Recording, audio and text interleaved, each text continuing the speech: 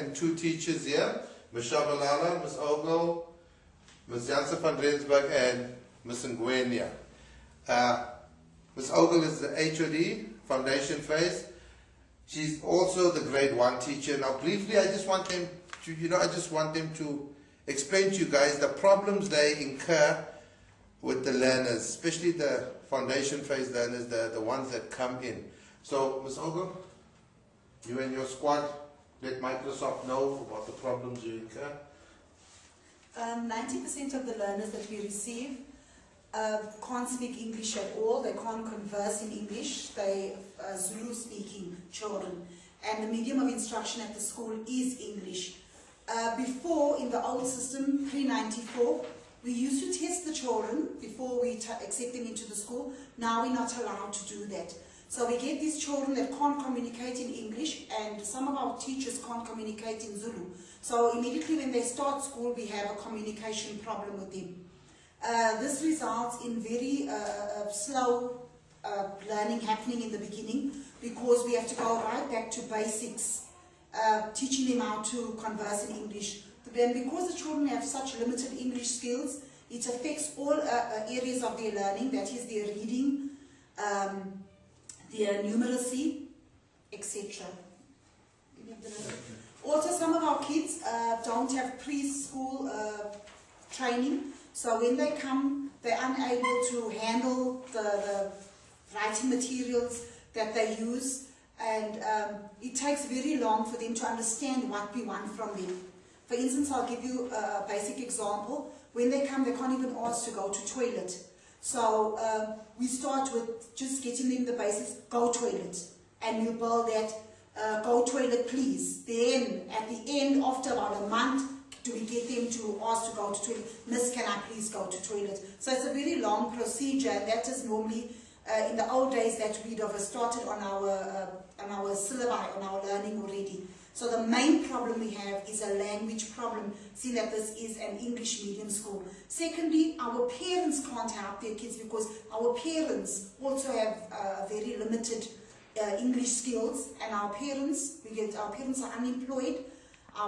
They come from poor families, single parent families, poverty. The area that we serve is very poverty stricken, and that also contributes to the progress in the class as well, because we can't send as much homework home as we'd like to, because the parents don't understand the homework and they can't help the children.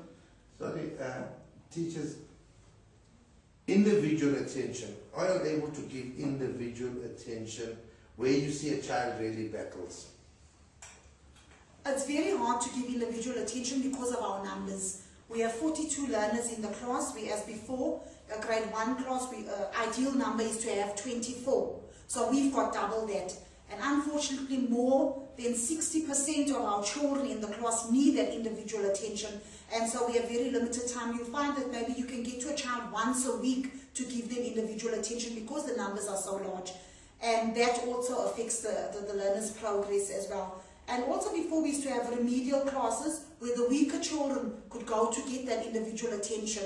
Unfortunately, because of financial constraints, the department has done away with that. And those children are also in the class, and it makes it very difficult for us to cope. So, ma'am, teachers, what you said, what happens to that weak learner? Those weak learners, that 90% of learners that cannot speak English. What happens to them? Are they kept behind? Do they go forward? How do you feel about what the department says about keeping them in grade 1? Departmental policy is that the learners must repeat in grade 3. So the grade 1 learners, the department has a very strong stance about learners repeating in grade 1.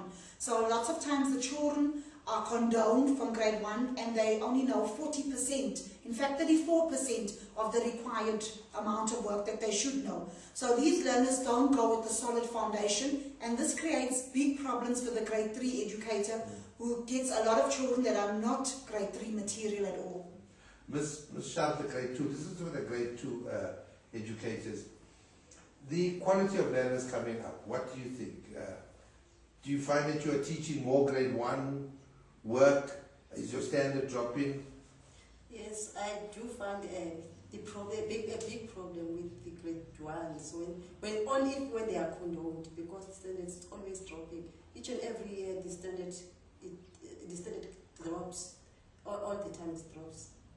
And then it's better if the child cannot be condoned. At least if the department can allow us to repeat the grade ones in the first class, or in the grade 1 class, it would be better. Ma'am, as also, this is a new teacher, brand new, fresh, Ms. Jansen van Rensburg, straight from college into the grade 2 class. What's your take on the literacy in grade 2? Yeah, well, I don't have much previous experience, but found that the writing is a big problem because they are expected to write like 5 sentences at the end of term 1, and they can only write like 2 or 3 sentences at the most if they can write it. So there is a definite need for help in the foundation phase. Yes. Yes, there's a cry for help. Now, thank you so much. You were quiet, ma'am. You want to add something? This is one of our grade 1 teachers, Ms. Nguenia.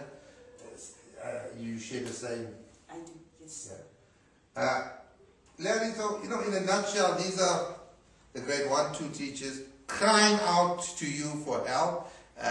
Just to give you an idea what we experience on a daily basis, you know, and a yearly basis, and it seems to be getting worse and worse, eh? Definitely.